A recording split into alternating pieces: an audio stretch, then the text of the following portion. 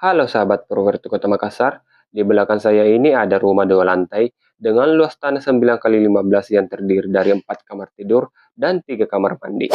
Rumah siap huni dengan desain modern tropis kontemporer serta lokasi sangat strategis di poros Tasnim baru. Hunian mewah yang memanjakan mata ini mempunyai carport yang cukup besar, bahkan bisa muat sampai 3 mobil.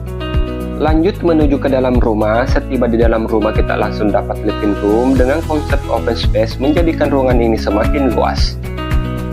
Nah, ini dia untuk kamar kecil pertamanya yang ada di lantai 1. Kamar mandi yang menggunakan kloset duduk dan shower mandi. Lanjut menuju ke area dapur, dan untuk dapurnya sendiri sudah dilengkapi wastafel cuci piring dan dudukan kompor. Serta di sini juga masih ada spek tanah kosong. Di sini terdapat pintu samping. Lanjut menuju ke lantai 2. Setiba di lantai 2 kita langsung dapat living room seperti